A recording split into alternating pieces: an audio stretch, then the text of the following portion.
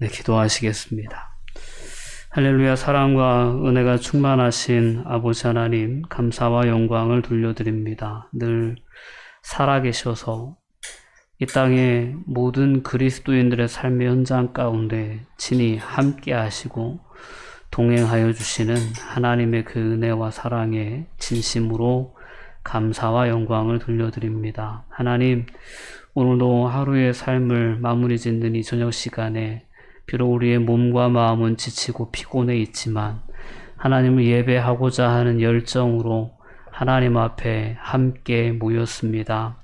저희들의 모임을 하나님 기억하여 주시고 이 모임 가운데 사모하는 심령으로 하나님 음성 앞에 서고자 하는 모든 성도들을 하나님 축복하여 주시기를 간절히 원합니다.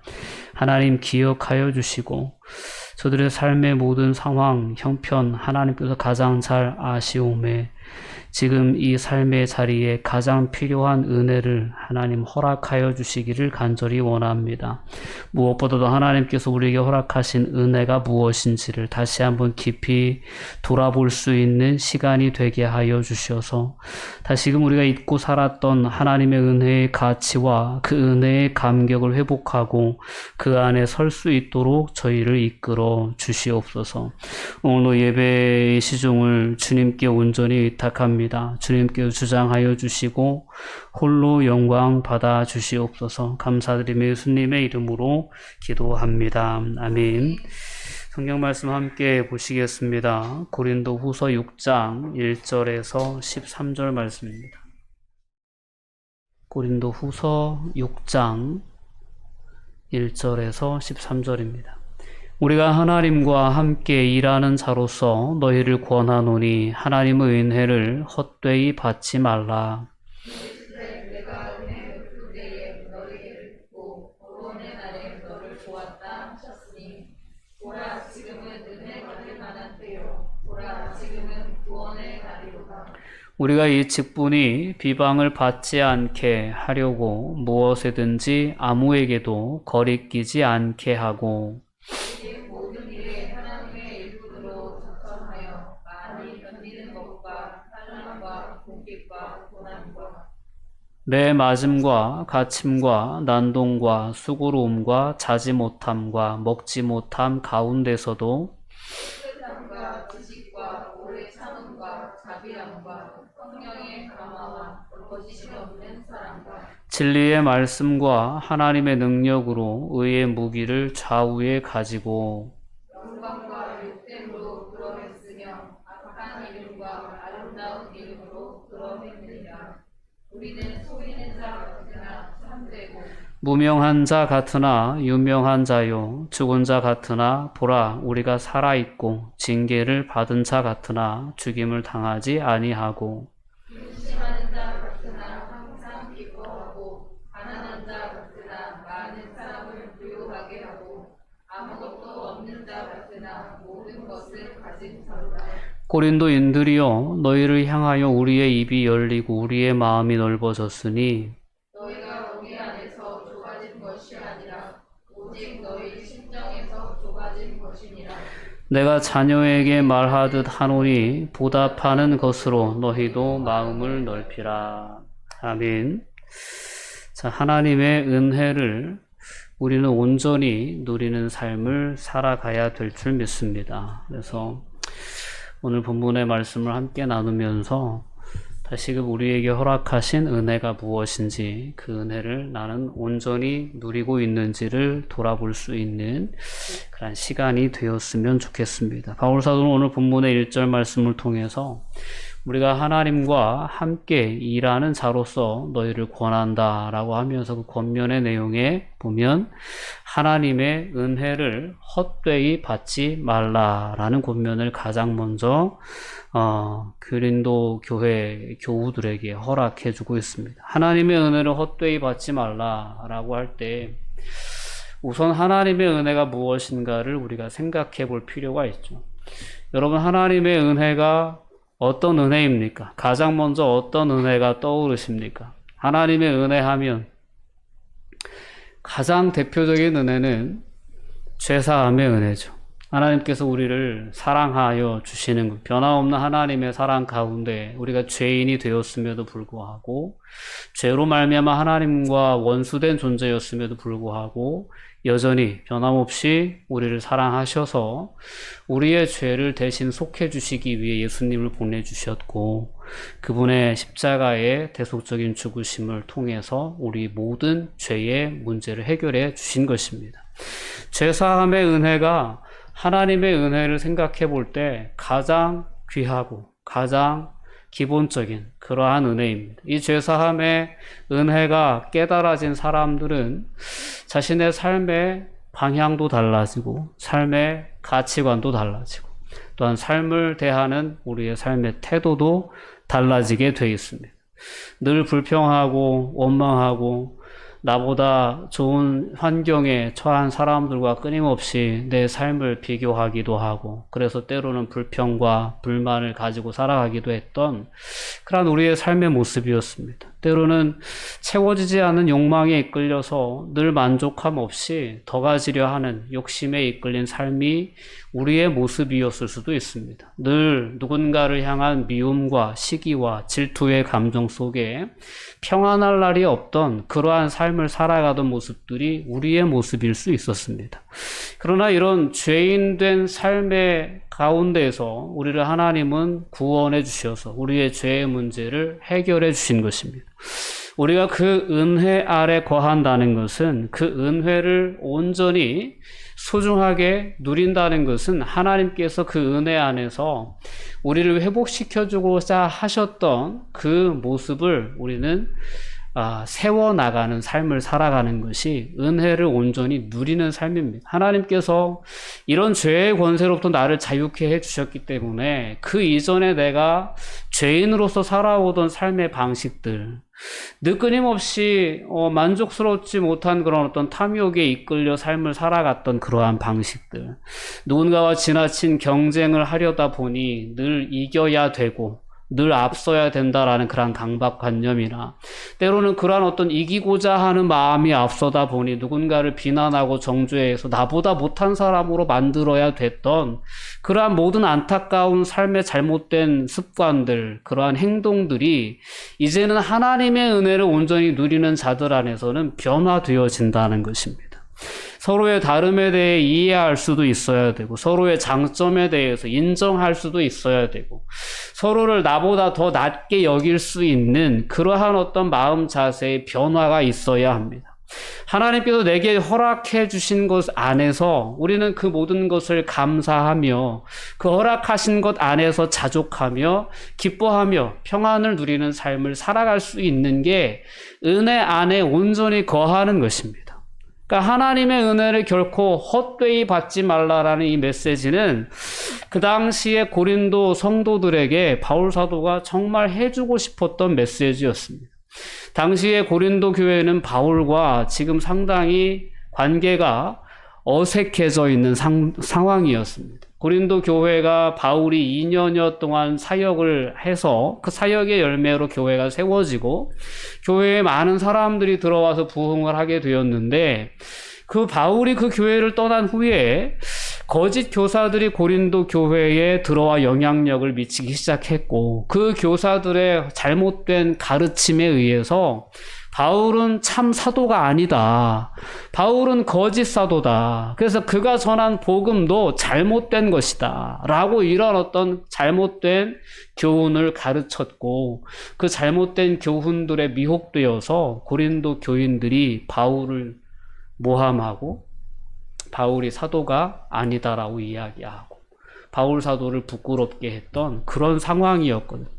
근데 이것은 온전히 복음 안에, 온전히 하나님의 은혜 안에 그들이 거하지 못했기 때문이다라는 것이 바울 사도의 어떤 생각이고 판단이었던 것이고, 그들 안에 오늘 6장의 말씀을 통해서 하나님과 함께 일하는 하나님의 동역자로서 너희를 권해주고 싶은 것이 있는데, 그것은 뭐냐면 하나님의 은혜를 헛되이 받지 않았으면 좋겠다. 하나님께서 너희에게 허락하신 그 은혜를 다시 한번 기억했으면 좋겠다. 우리도 세상을 살아가면서 우리가 늘 기억해야 할 것이 하나님의 은혜입니다. 하나님의 은혜의 가치를 늘 온전히 헤아리며 우리의 삶을 살아갈 수 있어야 합니다. 그 은혜가 너무 감사해서 매일매일 그 구원의 기쁨을 누리는 삶을 살다가 그 모습 그대로 우리는 하나님 앞에 설 수 있어야 될 줄 믿습니다. 오늘 2절 말씀으로 넘어가면 내가 은혜 베풀 때에 너에게 듣고 구원의 날에 너를 도왔다라고 말씀합니다. 오늘도 하나님은 우리의 신음에 귀를 기울이십니다. 우리의 기도 소리에 귀를 기울이십니다. 그리고 우리에게 끊임없이 구원의 은혜를 베풀어 주시는 구원의 때를 저와 여러분은 살아가고 있다는 사실을 분명히 기억해야 합니다. 우린 늘 매일매일의 일상이 마치 내가 하나님의 은혜를 처음 깨닫고 구원의 감격과 구원의 기쁨을 느꼈던 그 순간인 것처럼 우리는 늘 지금 이 순간이 구원의 날이다라는 고백을 가지고 우리의 삶을 살아갈 수 있어야겠습니다. 지금은 구원의 날이로다. 오늘 우리가 솔직히 그렇잖아요. 언제 어느 순간 예수님이 오실지 몰라요. 또 언제 어느 순간 내게 주어진 생을 마감하고 우리가 하나님 앞에 설지 몰라요. 근데 매일매일이 구원의 감격을 그 구원의 감격 안에 머물며 오늘 이 시간 지금이 구원의 날이다라는 그러한 고백으로 우리의 삶을 채워나가다가 우리가 하나님 앞에 설 수 있는 것이 가장 귀한 은혜가 아닌가라는 생각을 해봅니다. 여러분 늘 구원의 감격 속에 거하시면서 하나님의 은혜가 결코 헛되지 않은 하나님의 은혜의 영향력이 내 마음의 기쁨으로 평안함으로 그 영향력이 내 입술의 아름다운 열매로 거룩한 삶의 열매로 맺어지는 그러한 삶을 살아갈 수 있기를 주님의 이름으로 권면드립니다. 오늘도 하나님은 본문의 말씀을 통하여 우리에게 그런 권면을 주시는 것 같습니다. 야, 하나님의 은혜에 합당한 삶을 살아가자라는 것입니다. 그렇다면 그러한 삶은 어떤 삶인가? 오늘 바울 사도의 고백을 통해서 우리가 좀 더 살펴보자면 3절 말씀에 그렇게 고백해요. 우리가 이 직분이 비방을 받지 않게 하려고 무엇에든지 아무에게도 거리끼지 않게 하고 그랬습니다. 거리끼다라는 표현은 걸려 넘어지는 그러한 걸림돌이 되지 않겠다라는 그러한 의미가 있습니다. 여러분 우리가 이 직분을 비방을 받지 않게 하려고 무엇에든지 아무에게도 거리끼지 걸림돌이 되지 않기 위해 내가 노력한다라는 것이 바울 사도의 사역의 자세였고 바울 사도의 그리스도인으로서의 자세였습니다. 오늘 많은 사람들이 내가 그리스도인이다, 내가 하나님의 백성이다, 하나님의 사람이다라고 스스로 자천하는 자들로 인하여 걸려 넘어지는 시대가 되지 않았나 싶습니다. 차라리 내가 그리스도인이라는 사실을 말하지 않고 살아간다면 걸려 넘어지는 그러한 사람들은 없을지 모르겠는데 우리가 거룩한 척 하면서 하나님의 자녀라고 고백하면서도 하나님의 영광을 가리우는 언행 습관을 통해서 하나님의 이 복음의 영광을 가리우는 삶을 살아가고 있지는 않나라는 돌아봄이 있었으면 좋겠습니다. 바울 사도는 늘 그것이었어요. 우리가 이 직분이 비방을 받지 않게 하려고. 이 직분이라고 하는 것은 앞서 이제 고린도 후서를 통해 나왔던 새 언약의 일꾼. 바울이 그렇게 늘 자칭 그렇게 해요. 우리는 새 언약의 일꾼이다. 모든 그리스도인들이 새 언약의 일꾼이다라는 거예요. 그 바로 이제 앞장 5장에 나와 있는 화목해 하는 직책입니다. 우리는 하나님과 깨어졌던 관계에서 하나님과 원수되었던 관계에서 예수 그리스도의 은혜를 힘입어서 이제는 화평한 관계가 된 거죠. 그 화평한 그러한 어떤 은혜를 누리는 자들로서 그들에게 위임된 직책이 세상에 아직도 하나님과의 관계가 단절된 사람들에게 그들의 관계가 하나님과 화목해 될 수 있도록 그렇게 화평케 하는 직책이 모든 그리스도인들에게 주어진 직책이거든요. 그러니까 새 언약의 일꾼으로서 또한 화목해야 하는 직책을 받은 그리스도인으로서 그 직책에 그 직분이 비방을 받지 않게 하려고 무엇에든지 누구에게든지 거리끼지 않게 하려고 스스로 자신의 삶을 챙긴다라는 거죠. 우리의 삶의 자세, 즉 하나님의 은혜를 헛되이 받지 않는 그러한 진정한 삶의 자세는 그 은혜, 그 하나님의 은혜로 내가 하나님의 자녀가 되었는데 그 하나님의 자녀라는 하나님의 백성이라는 그 거룩한 이름에 그 하나님의 영광을 가리우지 않으려고 어떻게든 어떤 사건에든지 어떤 사람에게든지 걸림이 되지 않으려고 자신의 삶을 거룩하게 유지해 나가는 그러한 삶을 바울 사도는 살아가려고 했다라는 것입니다. 얼마 전에 모 식당에 가서 막 이제 그 옆에 뭐 손님을 아마 붙여 앉혔다고 막 주인에게 시비를 걸고 막 그랬던 사건이 있었어요. 고깃집이었나 그랬던 것 같아요. 근데 나중에 알고 보니까 교회 목사님 사모님하고 딸이었다라는 거죠. 얼마나 나쁘끄러운 일입니까? 식당에 주인 전화를 해가지고 갖은 욕을 하고 비하 발언을 하고 그랬는데 알고 보니까 교회 사모님이고 하나님의 영광을 가리운다는 것이 얼마나 무서운 일인가, 얼마나 한편으로는 부끄러운 일인가를 우리가 돌아볼 수 있어요. 오늘 바울 사도가 자신의 직분이 사람들에게 비방의 대상이 되지 않기 위해 자기는 오직 모든 일에 하나님의 일꾼으로 자기를 스스로 찬거하면서 많이 견뎠고 인내하는 삶을 살았던 거예요. 오직 그 직분이 비방을 받지 않게 하기 위해서 모든 일에 내가 견디는 것과 환난과 궁핍과 고난과 매맞음과 갇힘과 난동과 수고로움과 자지 못함과 먹지 못함 가운데서도 깨끗함을 유지하고자 했다라는 겁니다. 거룩함. 오늘 6절 말씀을 보면 그와 같은 고난 가운데에도 깨끗함과 지식과 오래 참음과 자비함과 성령의 감화와 거짓이 없는 사랑과 진리의 말씀과 하나님의 능력으로 의의 무기를 좌우에 가지고 자기는 삶을 살고자 했다라는 것입니다. 오늘 하나님의 은혜를 결코 헛되이 여기지 않는 삶을 살아가기 위해서 오늘을 살아가는 우리 그리스도인들에게도 이런 삶의 자세가 필요하구나 라는 것을 저와 여러분이 함께 깨달을 수 있었으면 좋겠습니다. 어떤 외적인 고난이 와도 하나님의 백성으로서 살아가면서 때로는 세상으로부터 때로는 조롱받을 수도 있고 비교당할 수도 있고 때로는 손해를 당할 수도 있는데 그런 가운데서도 깨끗함을 지켜내기 위해서 성령의 감화와 거짓 없는 그러한 사랑을 드러내기 위해서 진리의 말씀과 하나님의 능력으로 의의 무기를 좌우에 가지고 그러한 하나님의 은혜에 결코 걸림이 되지 않기 위해서 비방을 당하지 않게 하기 위해서 그런 삶을 바울 사도는 살았다는 거죠. 어떻게 보면 고린도 교회 교인들을 향한 자기 변호와도 같은 표현입니다. 야, 나를 사도가 아니라고 비방하는 그 교사들이 나에 대해서 여러 가지 비방을 했겠지. 그러니까 너희가 나에게서 마음을 돌이켰겠지. 그러나 나는 결코 그들에게 비방을 받을 만한 그런 삶 살지 않았다.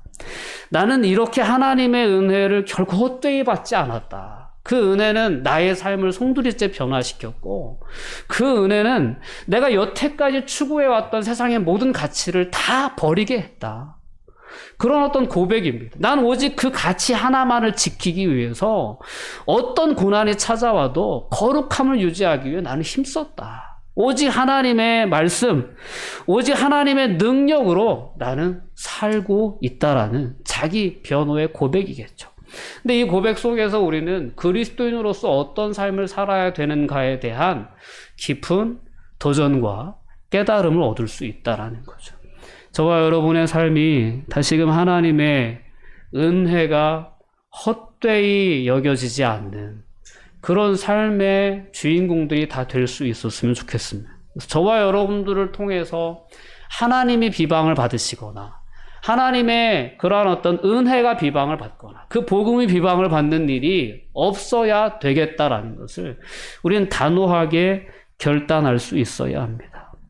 오늘 우리는 본문의 말씀을 통해서 우리 그리스도인들이 세상을 살아가면서 추구해야 할 보이지 않는 그러한 어떤 영적인 소망, 영적인 가치가 무엇인지를 분명히 깨달을 수 있었으면 좋겠습니다. 오늘 8절에서 10절까지의 말씀을 보면 바울 사도가 세상의 눈으로 볼 때 바울 사도와 그 어떤 삶을 살았는지를 우리에게 보여줍니다. 그는 세상적인 어떤 그러한 사람들의 눈에 속이는 자처럼 보였다는 거죠. 예수 그리스도의 복음을 믿지 않는 자들에게는 그 복음을 전하는 자들이 사기꾼처럼 보일 수 있어요. 속이는 자처럼 보일 수 있어요. 바울 사도의 모습이 그랬다는, 속이는 자처럼 보였고 무명한 자처럼 보였고 다 죽은 것 같은 아무 가치 없는 존재처럼 보였다라는 것입니다. 때로는 근심하는 자처럼 가난한 자처럼 보였다라는 거예요. 솔직히 그렇지 않습니까? 여러분, 오늘도 이러한 어떤 선교의 사역을 감당해 나가시는 선교사님들의 삶의 모습을 보면 정말 그렇습니다. 가난해요. 아무것도 가진 것 없는 것 같아요. 늘 근심이 있어 보여요. 근심하는 것 같아요.